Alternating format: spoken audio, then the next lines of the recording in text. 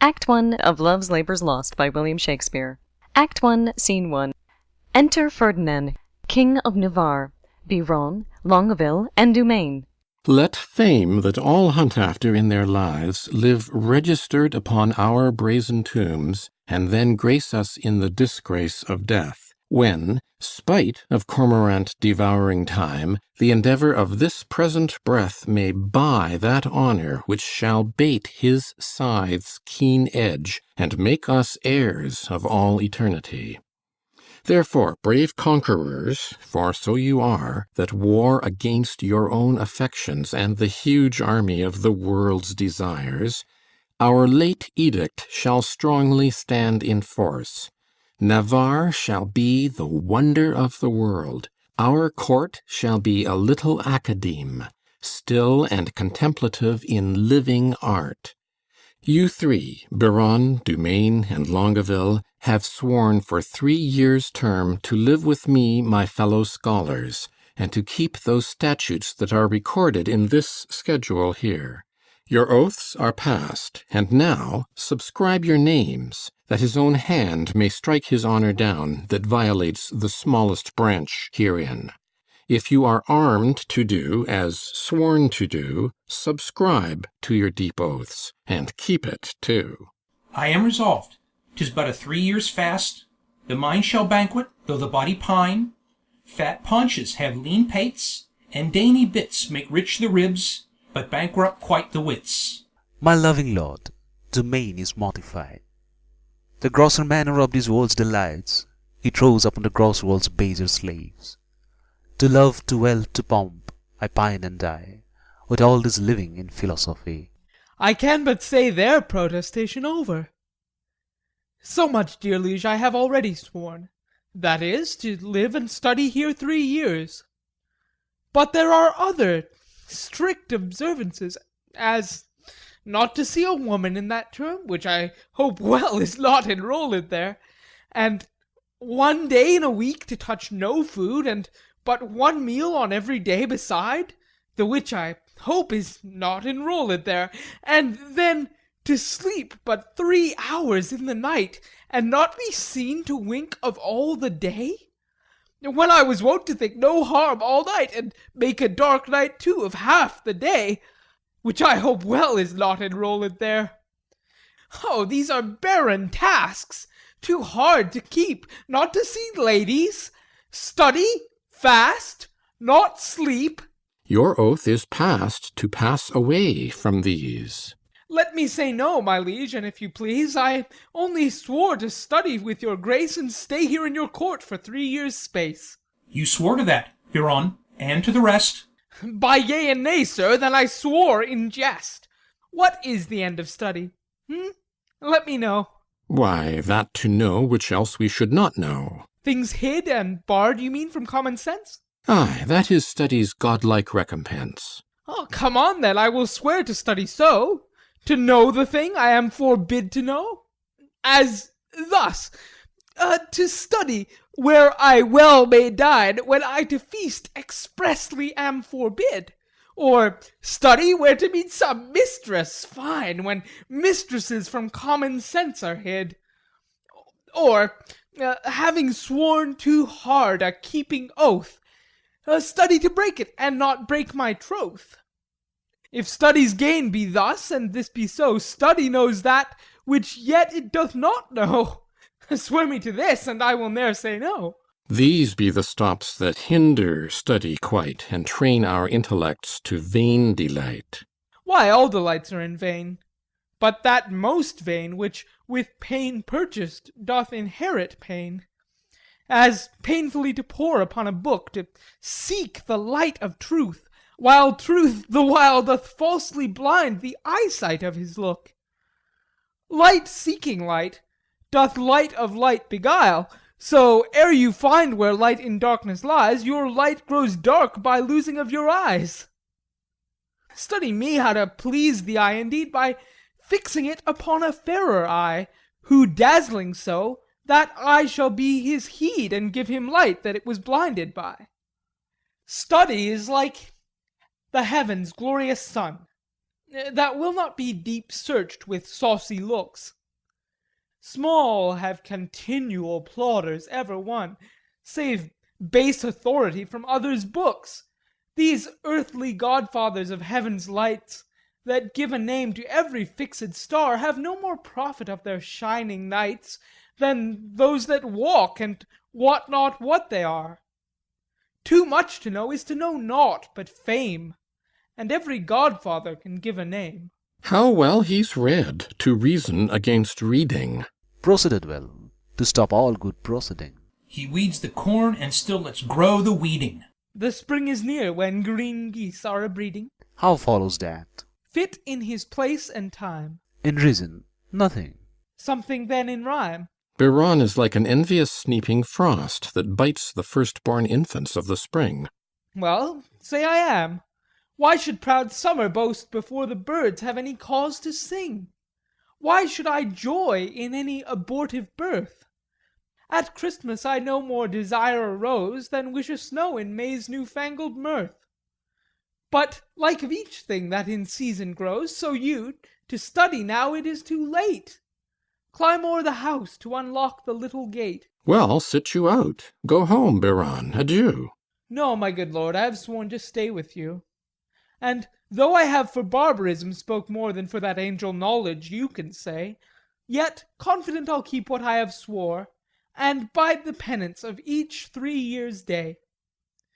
Give me the paper, let me read the same, and to the strictest degrees I'll write my name. How well this yielding rescues thee from shame. Reads. Item, that no woman shall come within a mile of my court. Hath this been proclaimed? 4 days ago. Let's see the penalty. Reads. On pain of losing her tongue. Who devised this penalty? Marry, that did I. Sweet lord, and why? To fright them hence with that dread penalty. A dangerous law against gentility. Reads. Item, if any man be seen to talk with a woman within the term of 3 years, he shall endure such public shame as the rest of the court can possibly devise. This article, my liege, yourself must break, for well you know here comes in embassy the French king's daughter with yourself to speak, a maid of grace and complete majesty, about surrender up of Aquitaine to her decrepit, sick, and bedrid father. Therefore this article is made in vain, or vainly comes the admired princess hither. What say you, lords? Why, this was quite forgot. So study evermore is overshot. While it doth study to have what it would, it doth forget to do the thing it should.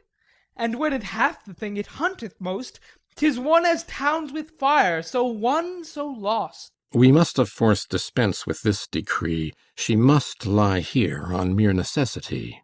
Necessity will make us all forsworn 3,000 times within this 3 years' space, for every man with his effects is born, not by might mastered, but by special grace. If I break faith, this word shall speak for me. I am forsworn on mere necessity. So to the laws at large I write my name. Subscribes.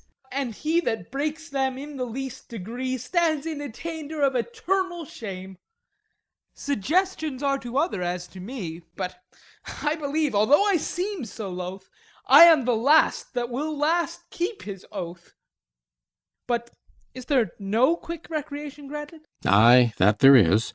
Our court, you know, is haunted with the refined traveller of Spain, a man in all the world's new fashion planted, that hath a mint of phrases in his brain, one whom the music of his own vain tongue doth ravish like enchanting harmony, a man of compliments, whom right and wrong have chose as umpire of their mutiny. This child of fancy that Armado hight, for interim to our studies, shall relate in high-born words the worth of many a knight from tawny Spain, lost in the world's debate. How you delight, my lords, I know not, I, but I protest I love to hear him lie, and I will use him for my minstrelsy.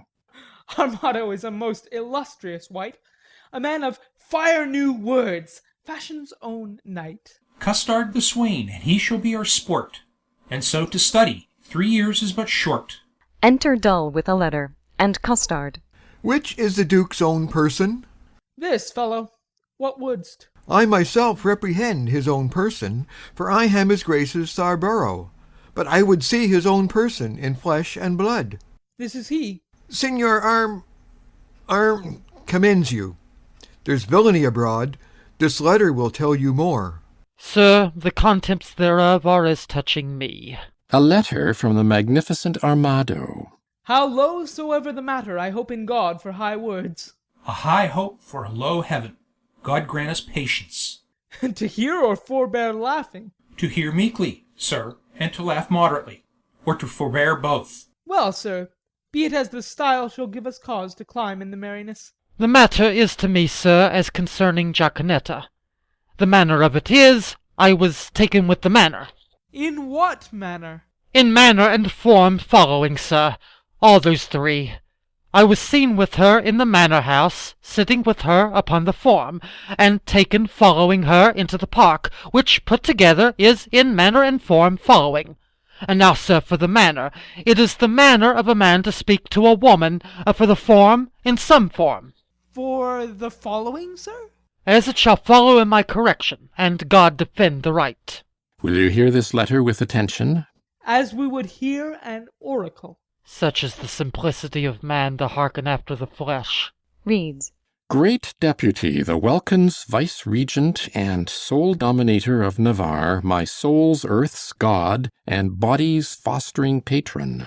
Not a word of Costard yet. So it is. It may be so, but if he say it is so, he is, in telling true, but so. Peace. Be to me and every man that dares not fight. No words. Of other men's secrets, I beseech you. Reads. So it is, besieged with sable-coloured melancholy, I did commend the black oppressing humour to the most wholesome physic of thy health-giving air. And as I am a gentleman, betook myself to walk, the time when, about the 6th hour, when beasts most graze, birds best peck, and men sit down to that nourishment which is called supper. So much for the time when. Now for the ground which I mean I walked upon. It is yclept thy park. Then for the place where I mean I did encounter that obscene and preposterous event, that draweth from my snow-white pen the ebon-coloured ink, which here thou viewest, beholdest, surveyest, or seest, but to the place where it standeth north-northeast and by east from the west corner of thy curious knotted garden. There did I see that low-spirited swain, that base minnow of thy mirth, Me? that unlettered, small-knowing soul, Me? that shallow vassal, Still me? which, as I remember, hight Costard, Oh, me. sorted and consorted contrary to thy established proclaimed edict and continent canon, which but with this I passion to say wherewith, With a wench. with a child of our grandmother Eve, a female, or for thy more sweet understanding, a woman. Him I, as my ever esteemed duty pricks me on, have sent to thee, to receive the meed of punishment by thy sweet grace's officer, Anthony Dull, a man of good repute, carriage, bearing, and estimation. Me, ain't shall please you, I am Anthony Dull. For Jaquanetta, so is the weaker vessel called, which I apprehended with the aforesaid swain. I keep her as a vessel of the law's fury, and shall, at the least of thy sweet notice, bring her to trial. Thine in all compliments of devoted and heart-burning heat of duty, Don Adriano de Armado. This is not so well as I looked for, but the best that ever I heard. Ay, the best for the worst. But, sirrah, what say you to this? Sir, I confess the wench. Did you hear the proclamation? I do confess much of the hearing it, but little of the marking of it. It was proclaimed a year's imprisonment to be taken with a wench. I was taken with none, sir. I was taken with a damsel. Well, it was proclaimed damsel. But this was no damsel neither, sir. She was a virgin. It is so varied too, for it was proclaimed virgin. If it were, I deny her virginity. I was taken with a maid. This maid will not serve your turn, sir. This maid will serve my turn, sir. Sir, I will pronounce your sentence. You shall fast a week with bran and water. I had rather pray a month with mutton and porridge. And Don Armado shall be your keeper. My lord Biron, see him delivered o'er. And go we, lords, to put in practice that which each to other hath so strongly sworn. Exeunt Ferdinand, Longueville, and Dumaine. I'll lay my head to any good man's hat. These oaths and laws will prove an idle scorn. Sirrah, come on. I suffer for the truth, sir, for true it is. I was taken with Jaconetta, and Jaconetta is a true girl, and therefore welcome the sour cup of prosperity. Affliction may one day smile again. Until then, sit thee down, sorrow. Exeunt. Scene 2. Enter Don Adriano di Armado and Mock. Boy, what sign is it when a man of great spirit grows melancholy? A great sign, sir, that he will look sad. Why, sadness is the one and self-same thing, dear imp. No, no, O Lord, sir, no. How canst thou part sadness and melancholy, my tender juvenile? By a familiar demonstration of the working, my tough senior. Why, tough senior? Why tough senior? Why tender juvenile? Why tender juvenile? I spoke it, tender juvenile, as a congruent epitheton appertaining to thy young days, which we may nominate tender. And I, tough senior, as an appurtenant title to your old time, which we may name tough. Pretty, and apt? How mean you, sir? I pretty, and my saying apt? Or I apt, and my saying pretty? Thou pretty, because little. Little pretty, because little. Wherefore apt? And therefore apt, because quick. Speak you this in my praise, master? In thy condign praise. I will praise an eel with the same praise. What, that an eel is ingenious? That an eel is quick. I do say thou art quick at answers. Thou heatest my blood. I am answered, sir. I love not to be crossed. Aside. He speaks the mere contrary. Crosses love not him. I have promised to study 3 years with the Duke. You may do it in an hour, sir. Impossible. How many is one thrice told? I am ill at reckoning. It fitteth the spirit of a tapster. You are a gentleman and a gamester, sir. I confess both. They are both the varnish of a complete man. Then I am sure you know how much the gross sum of due sace amounts to. It doth amount to 1 more than 2. Which the base vulgar do call 3. True. Why, sir, is this such a piece of study? Now here is 3 studied, ere you'll thrice wink. And how easy it is to put years to the word 3, and study 3 years in 2 words, the dancing horse will tell you. A most fine figure. To prove you a cipher. I will hereupon confess I am in love, and as it is base for a soldier to love, so am I in love with a base wench. If drawing my sword against the humour of affection would deliver me from the reprobate thought of it, I would take desire prisoner, and ransom him to any French courtier for a new devised courtesy. I think scorn to sigh, methinks I should outswear Cupid. Comfort me, boy. What great men have been in love? Hercules, master. Most sweet Hercules. More authority, dear boy, name more, and, sweet my child, let them be men of good repute and carriage. Samson, master. He was a man of good carriage, great carriage, for he carried the town gates on his back like a porter, and he was in love. O well-knit Samson, strong-jointed Samson, I do excel thee in my rapier, as much as thou didst me in carrying gates. I am in love too. Who was Samson's love, my dear moth? A woman, master. Of what complexion? Of all the 4, or the 3, or the 2, or one of the 4. Tell me precisely of what complexion? Of the sea-water green, sir. Is that one of the 4 complexions? As I have read, sir, and the best of them too. Green indeed is the colour of lovers, but to have a love of that colour, methinks Samson had small reason for it. He surely affected her for her wit. It was so, sir, for she had a green wit. My love is most immaculate, white and red. Most maculate thoughts, master, are masked under such colours. Define, define, well-educated infant. My father's wit and my mother's tongue assist me. Sweet invocation of a child, most pretty and pathetical.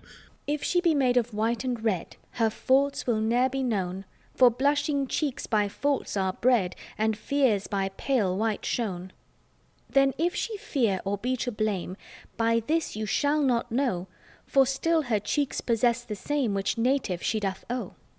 A dangerous rhyme, master, against the reason of white and red. Is there not a ballad, boy, of the king and the beggar? The world was very guilty of such a ballad some 3 ages since, but I think now 'tis not to be found, or if it were, it would neither serve for the writing nor the tune. I will have that subject newly writ o'er, that I may example my digression by some mighty precedent. Boy, I do love that country girl that I took in the park with the rational hind costard. She deserves well. Aside. To be whipped, and yet a better love than my master. Sing, boy. My spirit grows heavy in love. And that's great marvel, loving a light wench. I say sing. Forbear till this company be past. Enter Dull, Costard, and Jaquanetta. Sir, the Duke's pleasure is that you keep Costard safe, and you must suffer him to take no delight nor no penance, but I must fast 3 days a week. For this damsel I must keep her at the park. She is allowed for the day woman. Fare you well. I do betray myself with blushing. Maid, Man, I will visit thee at the lodge. that's hereby. I know where it is situate. Lord, how wise you are. I will tell thee wonders. With that face. I love thee. So I heard you say. And so farewell. Fair weather after you. Come, Jaquanetta, away. Exeunt Dull and Jaquanetta. Villain, thou shalt fast for thy offences ere thou be pardoned. Well, sir, I hope when I do it, I shall do it on a full stomach. Thou shalt be heavily punished. I am more bound to you than your fellows, for they are but lightly rewarded. Take away this villain. Shut him up. Come, you transgressing slave, away. Let me not be pent up, sir. I will fast being loose. No, sir, that were fast and loose. Thou shalt to prison. Well, if ever I do see the merry days of desolation that I have seen, some shall see. What shall some see? Nay, nothing, Master Moth, but what they look upon. It is not for prisoners to be too silent in their words, and therefore I will say nothing. I thank God I have as little patience as another man, and therefore I can be quiet. Exeunt Moth and Costard. I do affect the very ground which is base, where her shoe which is baser, guided by her foot which is basest, doth tread. I shall be forsworn, which is a great argument of falsehood, if I love. And how can that be true love which is falsely attempted? Love is a familiar, love is a devil, there is no evil angel but love. Yet was Samson so tempted, and he had an excellent strength, yet was Solomon so seduced, and he had a very good wit. Cupid's butt shaft is too hard for Hercules' club, and therefore too much odds for a Spaniard's rapier. The first and second cause will not serve my turn. The passado he respects not, the duello he regards not. His disgrace is to be called boy, but his glory is to subdue men. Adieu, valour! Rust rapier, be still drum, for your manager is in love, yea, he loveth.